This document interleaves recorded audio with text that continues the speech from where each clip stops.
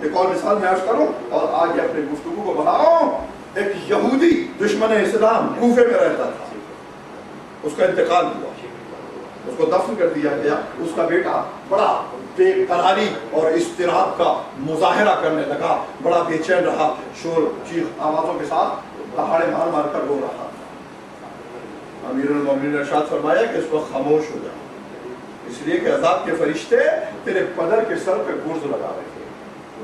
وہ شخص قبرستان گیا, قبر کو کھولا, باپ کے سر کو تلوار سے کاٹا, بازار کوفہ میں لے آئے. ہاں لوگوں آؤ دیکھو, تمہارے امیر اور تمہارے خلیفہ امام المسلمین یہ کہہ رہے تھے کہ اس کے عذاب کے فرشتے گرز لگا رہے ہیں, دیکھو کہاں اس کے سر پر گرزوں کے نشانات. امیر المومنین کو خبر ملی, اس مقام پہ پہنچے اور اس یہودی سے کلام کیا, یہودی کے بیٹے سے کلام کیا. کہا یہ بتا کہ تو خواب دیکھتا ہے؟ کہا ہاں. کہا خواب میں یہ دیکھتا ہے کہ کسی نے تماچا مارا ہو تیرے؟ کہا ہاں. کہا خواب میں تجھے تکلیف کا احساس ہوتا ہے؟ کہا ہاں. کہا تو جب تو جاگتا ہے تو تماچوں کے نشانات اپنے رخساروں پہ پاتا ہے؟ کہا نہیں, خواب میں تکلیف کا احساس کرتا ہوں مگر بیدار ہونے پر کوئی نشان نظر نہیں آتا. کہا سمجھ جا اسی قسم کے عذاب میں یہ مبتلا ہے کہ اس کا نفس, اس کی روح اس تکلیف کو محسوس کر رہے ہیں مگر بدن پر کوئی ظاہری علامت نظر نہیں آ رہی. کیا بات ہے, ماشاءاللہ. درود پڑھیں محمد.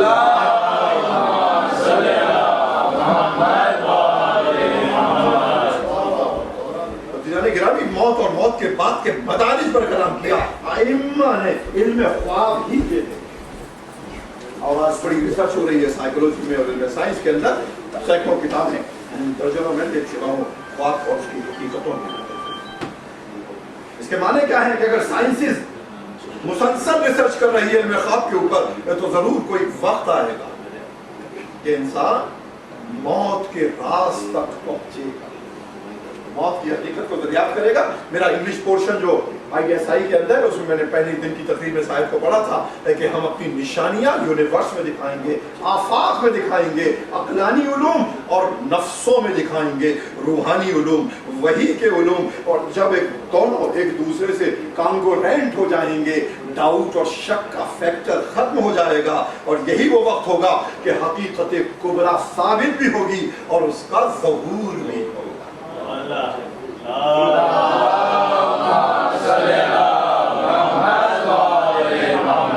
ارتکاب جرم پر جب ٹوک دیتا ہے ضمیر, ارتکاب جرم پر جب ٹوک دیتا ہے ضمیر, بس سمجھ لو وہ امام وقت کی آواز.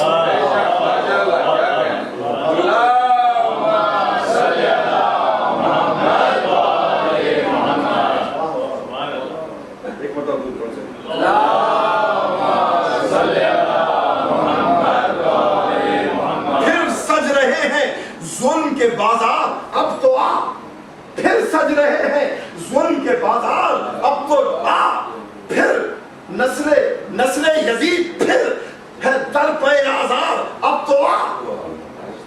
دن ڈھل رہا ہے وقت کو تازہ اڑان دے, دن ڈھل رہا ہے وقت کو تازہ اڑان دے, آ اے امام عصر حرم میں اذان دے.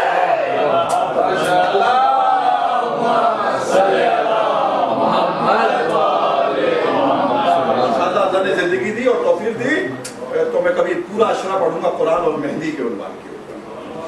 روایتیں اور کہانیاں نہیں, صرف قرآن اور امام زمانہ. درود پڑھ دیں محمد وعلیہ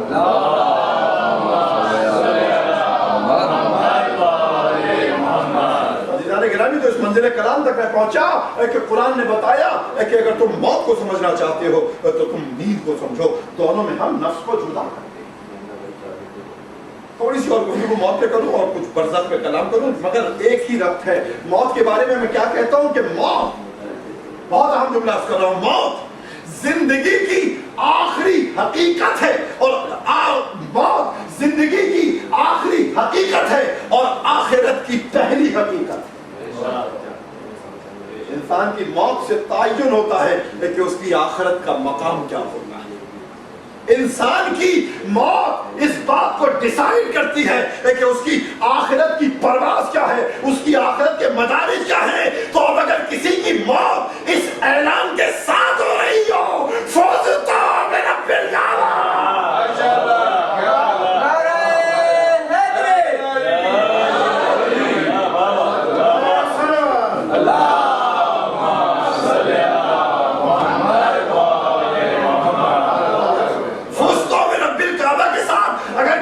زندگی ختم ہو رہی ہے تو یہ علی کی زندگی کی صرف کامیابی کی سند نہیں ہے، آخرت کی شان کا اعلان بھی ہے۔ ضرور پڑھیں محمد۔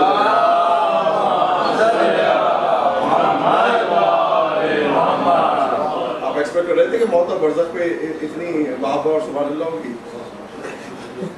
علماء چاہیں تو انتہائی خوش مضامین پر اخلاق کے اور فقہ کے اسی طرح سے کلام کر سکتے ہیں اگر محنت کریں، چاہنے سے مراد یہ ہے۔ ضرور پڑھیں محمد والے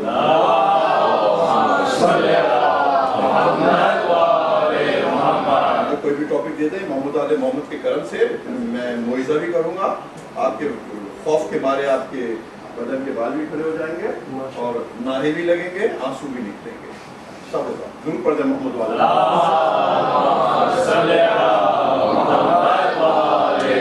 اور اس وقت ہر دور میں اور اس وقت جو سب سے زیادہ نیڈ ہے ہمیں مجالس میں محمد و آل محمد کے درس اخلاق کے ان کے مینرز، ان کے ایٹیکیٹس، اس لیے کہ ارشاد فرمایا کہ افضلکم ایمانا احسنکم خلقا، تم میں وہی ایمان میں افضل ہے کہ جو اخلاق میں سب سے زیادہ کامل ہے۔ وہ اس کو لِأُتِمَّ مَكَارِمَ الْأَخْلَاقِ میں اس لیے بھیجا گیا ہوں، اللہ کے رسول نے ارشاد فرمایا کہ اخلاق کو اس کے کمال تک۔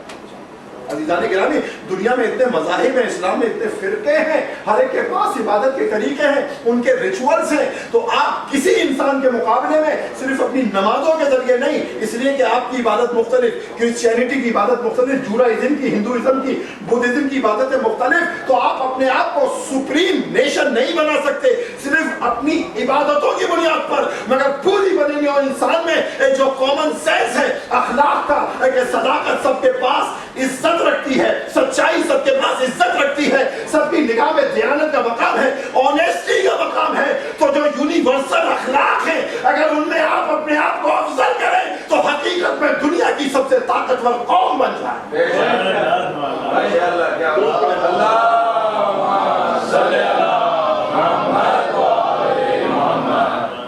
عزیزان گرامی، میں بات عرض کر رہا تھا کہ پہلی چیز جو برزخ کی طرف جانے کے لیے آتی ہے، سورہ قاف میں قرآن نے اعلان کیا وَجَاءَتْ سَكْرَةُ الْمَوْتِ بِالْحَقِّ، سکرات موت، سکرات کا لفظ سکارا یعنی بظاہر اس کے معنی نشہ، سکر، انٹاکسیکیشن۔